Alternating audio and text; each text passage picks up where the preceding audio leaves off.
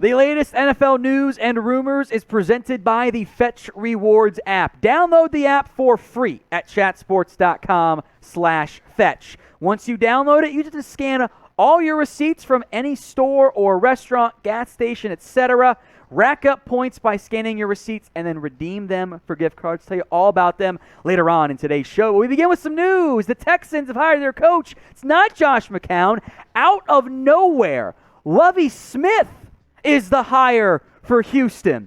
A bit of a shocking development here in Houston, as they had interviewed a pretty long list of different coaches. Lovie Smith was never linked to this job. Josh McCown had been linked. You had interest from Brian Flores had been linked. Other coaches, Jonathan Gannon had been linked as well. Hines Ward somehow got an interview, which is a joke. In the end, Houston just promotes their defensive coordinator, because when you have a chance to promote your DC who coached you to a bottom 10 defense, you just have to find a way to do it, right? This is now Smith's fourth time being a head coach, third in the NFL. He was the Bears head coach 2004 to 2012. He made the Super Bowl in 2006, but then over his last 6 years as head coach, they only made the playoffs one time, including a 10-win year that they missed, which kind of sucks. Was 81-63 there in Chicago. Gets the Bucs head coaching job and wins 8 games, loses 24. Then takes over as the Illinois head coach at the college level and went 17-39 there with 0 winning seasons. His last winning season as a head coach was 10 years ago. It's a weird hire. There were better candidates out there. I'd have hired Brian Flores. Now, maybe the lawsuit caused issues from that one. Jonathan Gannon was a candidate, did not get it. I don't love the Gannon interview. I don't care for Joe Lombardi. Gerard Mayo was at least linked and I think interviewed there as well.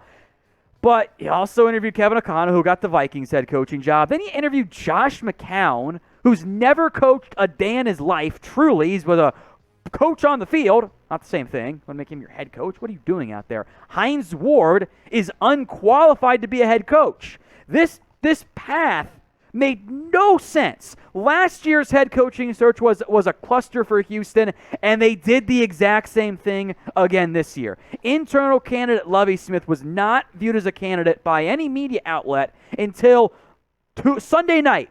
And then they just hire him in the end.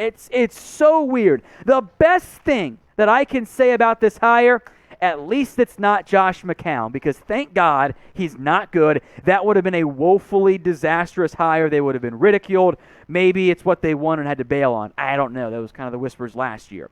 I don't like the hire. Older coach, limited upside. He's failed in all of his recent stops. He's been 10 years removed from a good season. I don't know what Lovie Smith brings. His ceiling is capped. You should have just kept David Culley if this is the route you were going to make, right? It doesn't make any sense to me. It's better than Josh McCown. It's not a good hire, though. So I want you guys to grade it for me. How you feeling about the Lovie Smith hire? A, B, C, D, or F? Let me know right now in the comments section. All right, let's talk about Kyler Murray. This is fun. Welcome in to peak NFL offseason. The classic offseason drama of rumors based around what a player does on his social media. Now, I'll make note, Kyler Murray, the presumed franchise QB for the Arizona Cardinals, has scrubbed his social media. He's also unfollowed the team on Twitter and on Instagram. His Instagram right now is 2 posts, a Pro Bowl, collection or collage of photos of him in Pro Bowl gear, enjoying some interestingly placed photos of Packers coaches, by the way, and then the Heisman one as well. Murray also is still following the Oakland A's. Now, maybe it means nothing, but we've seen this in the past actually lead to some stuff in terms of the offseason. Murray's coming off what I would argue was his best year ever. Not a huge argument, but kind of makes sense, right? Was supposed to be MVP, Kyler Murray, did not end up happening in the end. And what intrigues me the most is that Murray down the stretch this year, he wasn't that great at the end of the year. Now, a lot going on here, right? They go 2-5 in the final 7 games, 7-1 in the first 8 games, but the completion percentage falls off a cliff. The yards per attempt falls off dramatically, so do the total yards. Rushing yards go up, but he has 20 touchdowns, 7 turnovers in the first 8 games, then just 9-5. Murray wasn't good down the stretch this year, and that as the backdrop of he's now extension eligible and he's scrubbed his social media is all just makes you go, what's going on there? Now, I know Cardinals fans are going to say, no, this is not a big deal, and fans without a franchise QB say yes, like Bucs fans are already pining over Kyler Murray. Maybe don't get your hopes up there. Is this whole Kyler Murray unfollowing the Cardinals and social media scrub, is it a big deal? Y for yes or N for no? Let me know in the comments section. Now, as mentioned, today's show is powered by the Fetch Rewards app. It is an app that allows you to scan your receipts for points. The receipts you scan, any of them, store, restaurant, gas, local mom and pop shop, chain, you name it, it'll get you points. As you get points, you can then redeem them for gift cards to your favorite store or restaurant. As you can see right here, even super long receipts. If you got to get a bunch of stuff on your grocery run for the week, they work as well. Just got to get all the information so you get the most points possible. And you get 3,000 bonus points when you use promo code CHAT at chatsports.com/fetch. We'll put the link and the promo code in the comments section and in the description for you guys. Chatsports.com/fetch. Promo code CHAT gets you those free points. Earn points on any receipt from any store or restaurant, then redeem them for gift cards and other rewards. Let's get to Alvin Kamara, because, not good news for an already rough offseason for the New Orleans Saints. Kamara was arrested following the Pro Bowl and charged with battery resulting in bodily harm. Now, the incident that led to the arrest actually occurred the morning before the game, a whole day before, at the bright time where only good things happen at 6:30 in the morning, leaving a nightclub. Mistake right there, my friend. The alleged victim, by the way, suffered a fractural orbital bone. I don't remember if it was right or left, but it's this right here, right above the eye, which is, not fun, painful. Was also knocked unconscious. Now, Kamara had said and told police that, I don't remember punching him, or, he ran away, so I chased him. Well, here's the problem after he accused the victim of starting it. There's video, and the video corroborates, per Las Vegas PD, the alleged victim's side of the story. So not good news for Alvin Kamara, who is now, of course, facing legal issues and NFL discipline as well. The Saints, meanwhile, since we do want to spend some time here about the on-field implications, because, this is an NFL show, not a legal show. It maybe means more Mark Ingram, Tony Jones Jr. They lost Sean Payton. Alvin Kamara is now facing some semblance of a suspension. Not a great start for the offseason for the Saints, as they are still searching for a new head coach. So we'll see what happens here with Alvin Kamara, but although the video has not leaked yet, I give it 48 hours. I bet TMZ will have it somehow. Does not look great for the Saints' star running back, but as always, we will let the legal process play itself out, and we'll see what happens from there.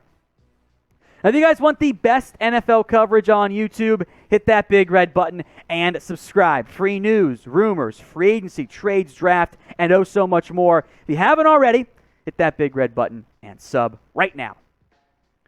Let's talk draft now. Could Kayvon Thibodeaux fall out of the top 5? I have a tough time seeing this go down. This is from Todd McShay, who, and this is not the first time I've heard whispers of the effort concerns or not being the high-end prospect, which I get. To make the same argument with a lot of these guys this year. McShay says Thibodeaux could fall in the top 5. Here's what McShay wrote. Quote, I heard a lot about Oregon, this is from the Senior Bowl, a lot about Oregon defensive end Kayvon Thibodeaux, including concerns that he just doesn't play with the same fire as some other top prospects. His ceiling is high, but the floor is lower than what you would want for a top 5 pick. McShay continued, and based on a handful of conversations, it wouldn't shock me if Thibodeaux fell out of the top 5. Speaking of which, it was very apparent this week that the top of the draft isn't nearly as set as normally as it is at this point. picks at the top of the first round might be a little bit more based on team flavor than race years, which I agree with. I think that this draft is going to be weird, and there's going to be some strange picks. Getting Thibodeaux out of the top 5. Okay, so that probably means Jacksonville's taking a tackle. Let's say it's Ike Ekwonu. The Lions then can take Aiden Hutchinson at 2.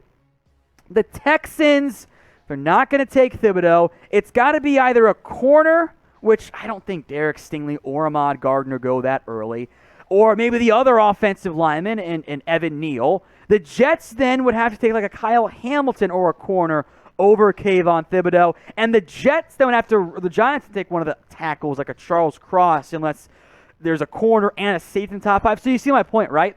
It's really tough to have a scenario in which Thibodeaux gets past all these teams because the Jags, Lions, Texans, Jets, and Giants, it might not be their biggest need, but they're not all loaded at edge rusher. So I would be surprised if Thibodeaux fell out of the top 5. I'll also make this point. The whole, lack of fire.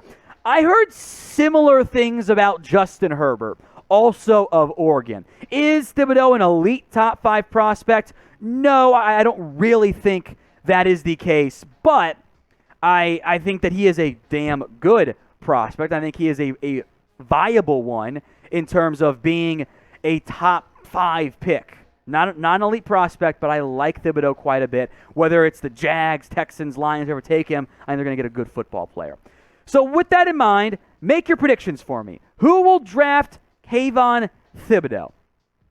Lions, Jags, Jets?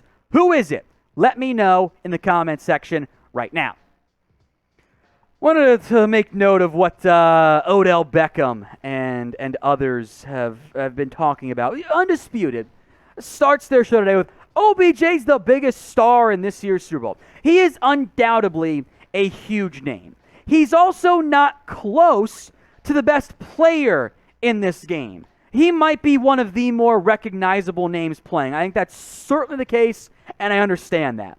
I cannot get on board with calling OBJ the biggest star when he's not even the best receiver on his own team. That's not accurate. This is stupid. This is dumb. This is forcing Odell Beckham conversation where we don't need it. He's not the best receiver on his own team. He's not even the second best receiver in this game. I would have Jamar Chase and Cooper Kupp over OBJ. Look, OBJ is a fantastic player. He's going to command some more money in the offseason. He's been a nice addition to the LA Rams. If Robert Woods was healthy, he would not be the third best receiver in this game. And honestly, T. Higgins has played really great as well. So, look, I'm a big Odell Beckham fan. He has done a great job in LA.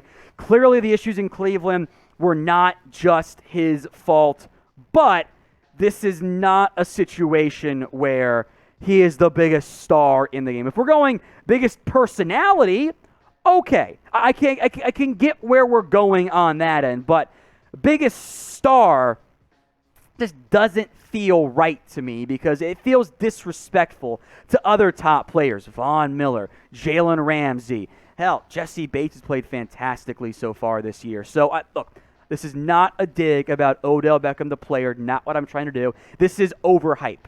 That's what this is. It's disrespectful to Cooper Kupp. It's disrespectful to Jamar Chase. And if our argument is that, oh, hey, this is the most known name, feels pretty disrespectful to other options here in terms of where we sit for the top players in this year's Super Bowl.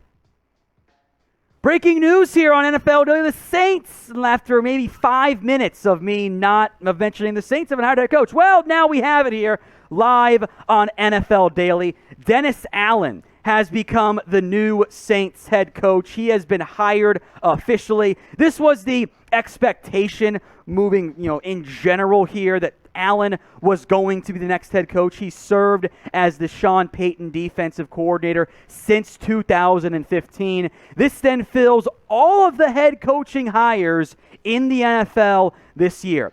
Allen getting the job was expected. He was the favorite in the end in terms of getting it. Now, they interviewed a ton of other candidates, Eric Bieniemy, etc. Allen getting the job was the expectation. It was a full process.